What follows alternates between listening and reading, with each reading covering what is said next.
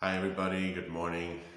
Another Sunday here. It's a bit more cloudy than it has been, but I think we're all hoping for a little bit of rain for our planty friends. So fingers crossed for that.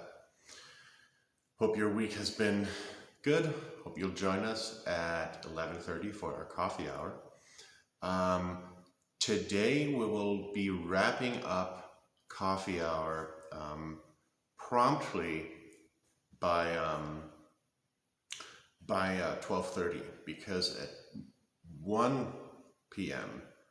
The board is having a meeting. So just throwing that out there. Other than that, not much new to report. Um, and once again, I just hope you'll join us for coffee hour and share what's up with you, how your week has been, and how life is treating you. Let's begin with our centering moment.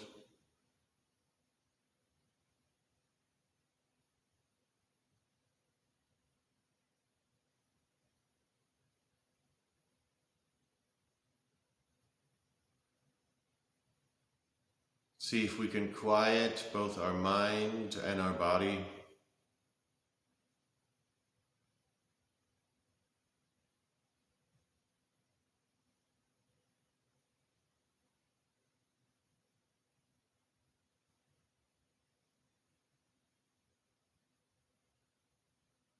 Let's breathe deeply and relaxed.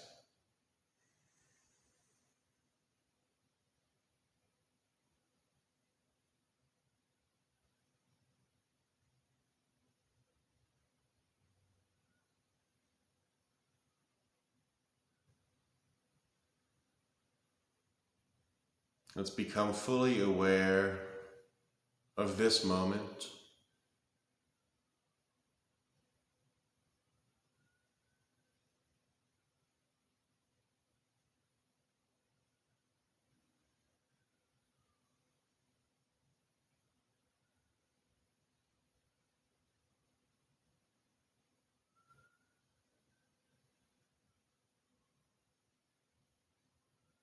And as you enter a state of quietness, of presence,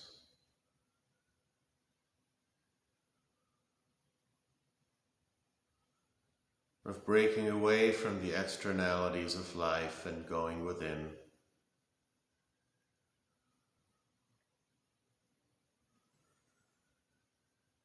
I invite you to visualize entering a beautiful temple.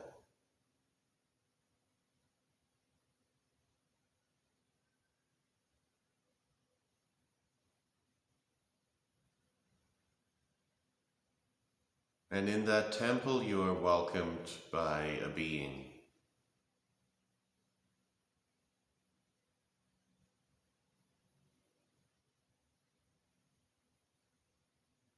I invite you to visualize any being that you personally associate with the sacred, with the divine.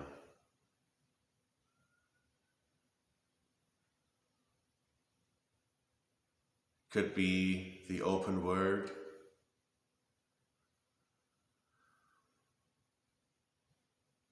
It could be an embodiment of God, of Goddess.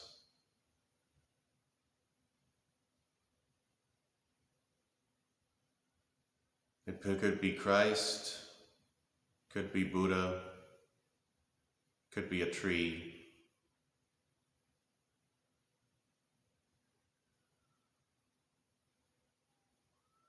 Whatever represents the sacred to you.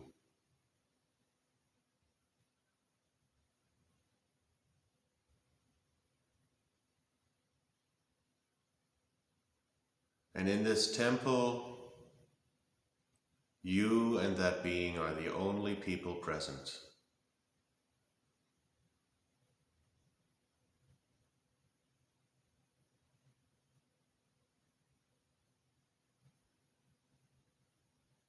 And all you do is sit together.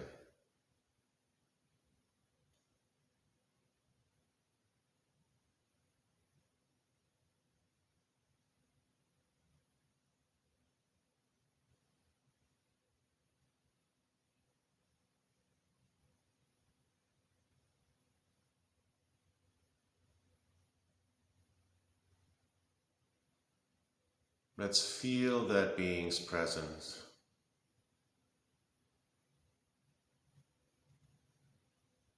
The warmth and the kindness and the gentleness that radiate from it.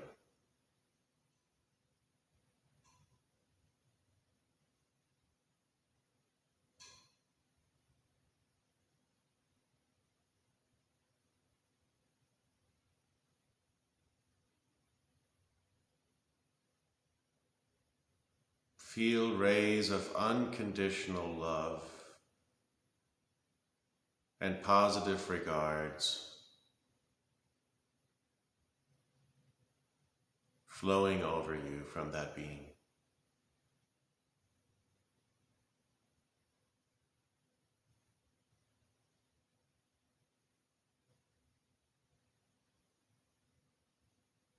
And without saying or perhaps even thinking anything, let's simply sit in that temple for a moment.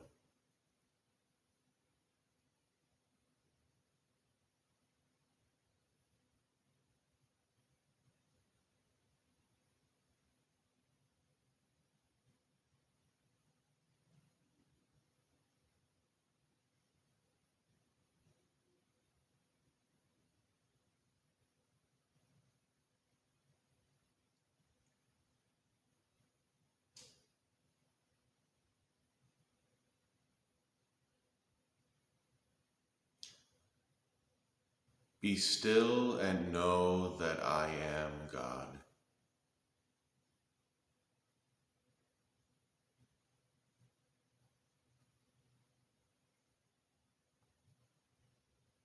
Be still and know that I am God.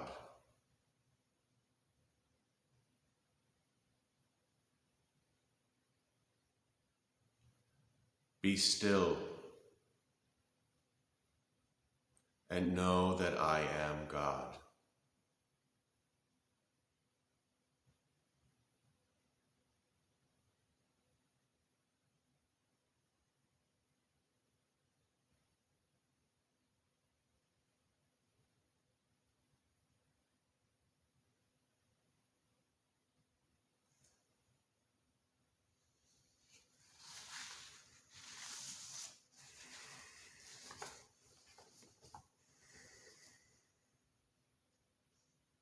We'll begin our readings for meditation with a piece from St. John of the Cross, Transcending All Knowledge.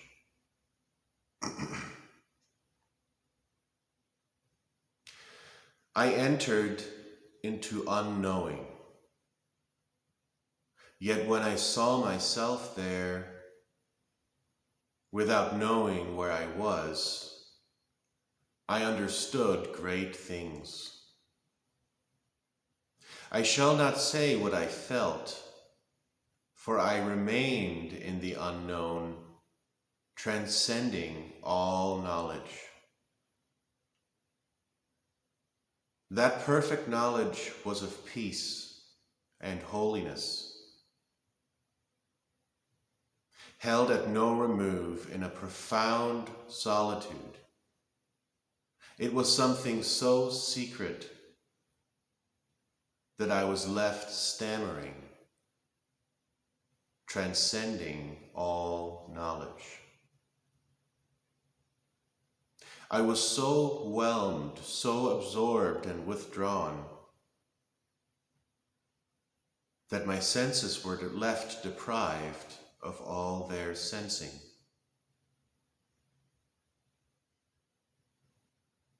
And my spirit was given an understanding while not understanding,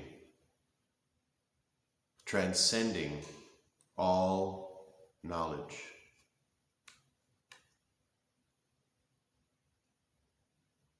One who truly arrives there cuts themselves free.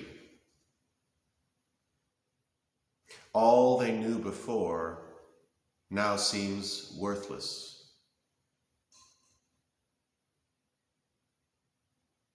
And their knowledge so soars that they are left in unknowing, transcending all knowledge. This knowledge is unknowing. It is so overwhelming that wise men disputing can never overthrow it. For the knowledge does not reach to the understanding of not understanding, transcending all knowledge. And this supreme knowledge is so exalted that no power of man or learning can grasp it.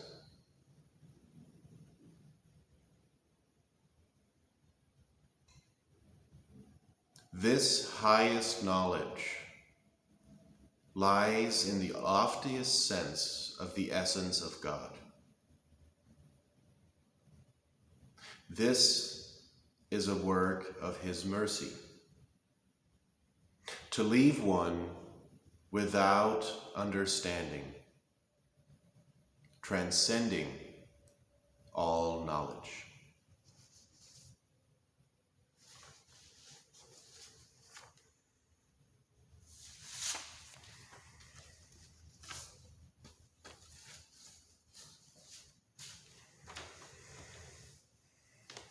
Now from the Bhagavad Gita, chapter 12, verses 2 through 8. The Supreme Personality of God said, "Those who fix their minds on my personal form and are always engaged in worshiping me with great transcendental faith are considered by me most perfect. But those who fully worship the unmanifested, that which lies beyond the perception of the senses, the all-pervading, inconceivable, unchanging, fixed and immovable, the impersonal conception of the absolute truth, by controlling the various senses and being equally disposed to everyone.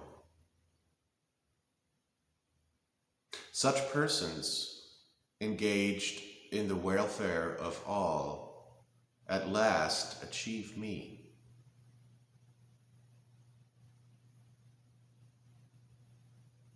Fix your mind upon me, the Supreme Personality of Godhead, and engage all your intelligence in me. Thus, you will live in me always."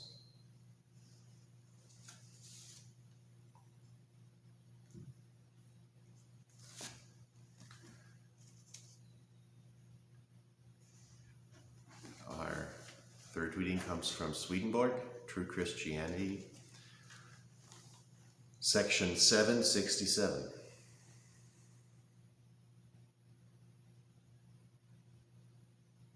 All angels see the Lord in front of them, no matter which way they turn their bodies or faces.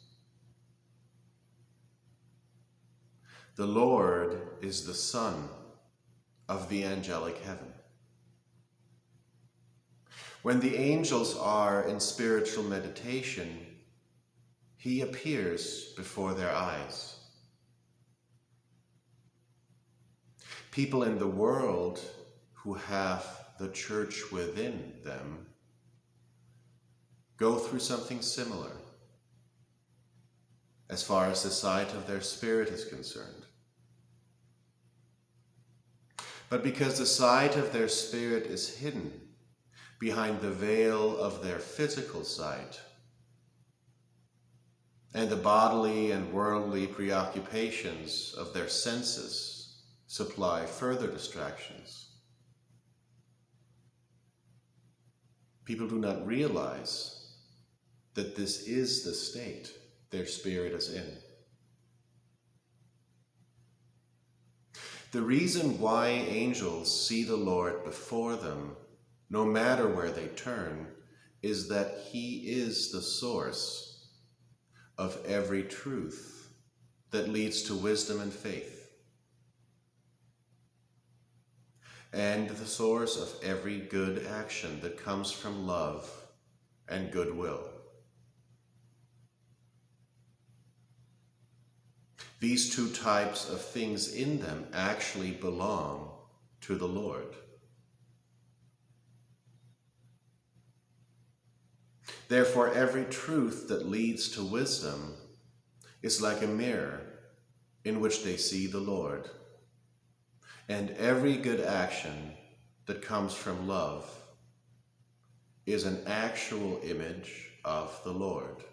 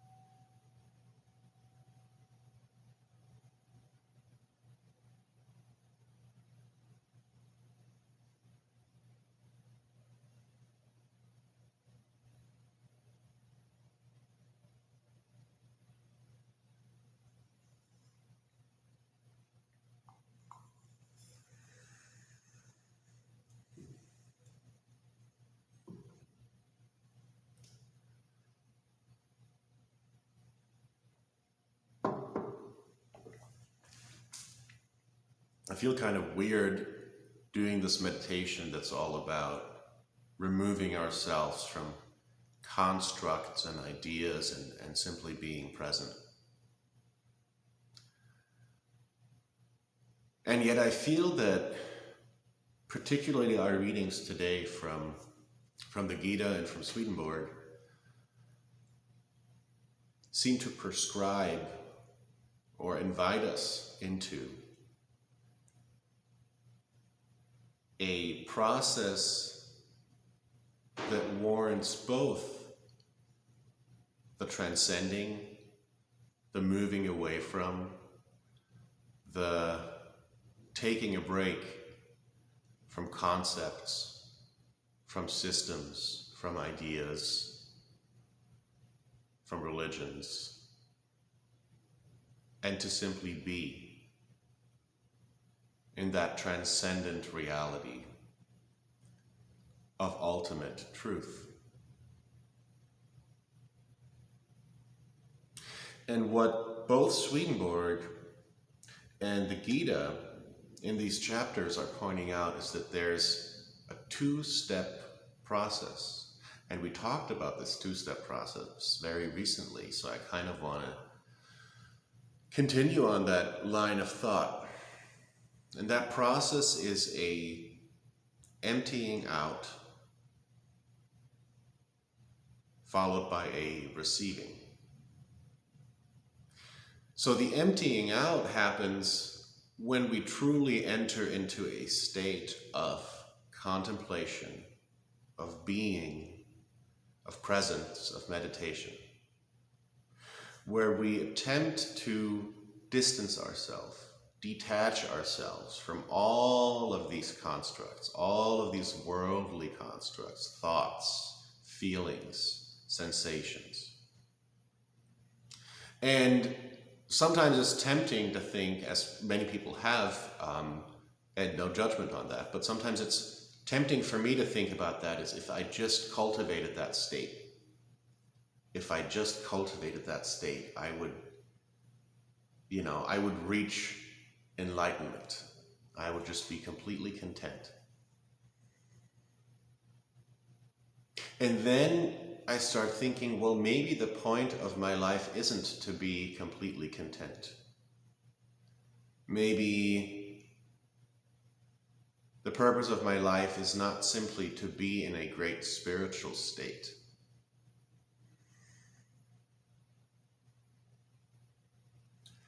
And that's where number 2 comes in. The fixing our minds on the supreme embodiment of the divine, which of course to us may be different things. To Swedenborg, it's very clear that on a practical level, that's love and truth. So in a way, it's a pretty simple psychological process that doesn't even necessarily require any particular beliefs in systems or religious concepts. But what Swedenborg invites us to do is to empty our minds, to detach, and to then make a conscious effort to embrace truth and love to the best of our ability. And to Swedenborg, that's what it means to be in the presence of the divine, to be one with the divine. Because the most tangible, most incorruptible concept of the divine that we can have is love and truth. So he would argue that if we are living our lives in love and truth, however we name it, we are carrying the divine within us. And what we do when we love, when we open ourselves up to actual truth, the idea is that we then are, in fact, uniting ourselves to God, and what we do are not our actions. They are God's actions. Anytime we love, anytime we approach truth for the sake of truth, those actions are divine. Swedenborg, in one of his earliest ecstatic spiritual experiences, mystical experiences, when he was just beginning to feel that call to the work that he then embraced of writing all his amazing stuff and having these experiences. One of the most beautiful early experiences was one of his several visions of Christ. And in that vision, he's violently thrown about. It's kind of this unpleasant kind of thing, almost seems like a seizure. And the next thing he knows, he has Christ's face directly in front of his. And I can actually imagine their noses kind of booping. And it's just that experience. He just says it's just, he was nose to nose with Christ, and Christ was smiling at him.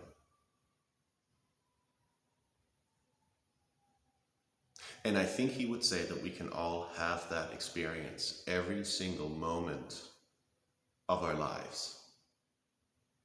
Because that smiling Christ is, in fact, the love and the wisdom that we can radiate, that we can embody. And be vessels, not for our own will, but for the divine will. I'll leave it at that for now, and I'll let y'all contemplate some more, and maybe we can have some more discussion about this. And yeah, before we leave, let's have another quick meditative moment.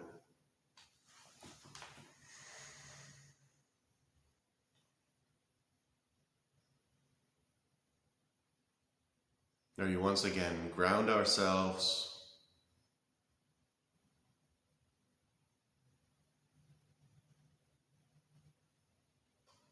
And let's consciously return to that temple from earlier.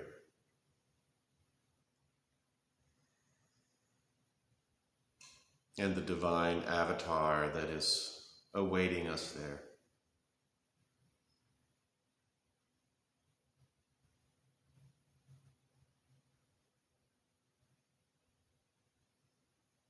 So once again, come into his, her, its kind and warm presence. And this time let us lift up all that's in our minds, all that's in our hearts, and all that is in the minds and hearts of all of our fellow beings. Let's lift them up to that sacred being,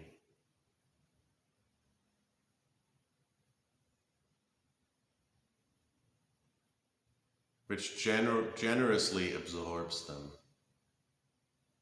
and relieves them.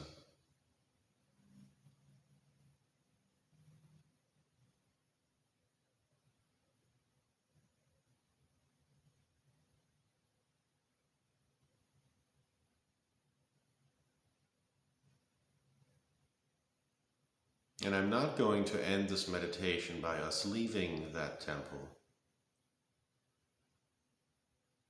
but by staying in it.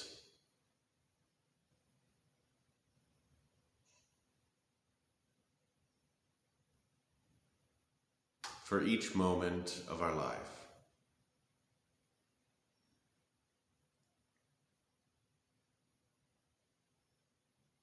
And realize that we carry this temple at our very center.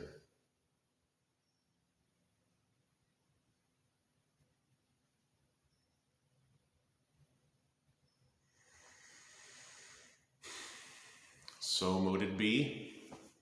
May all be blessed and happy. And may I see all of you at coffee hour. It's always fun to have you and touch base. So see you in a few. Peace and power.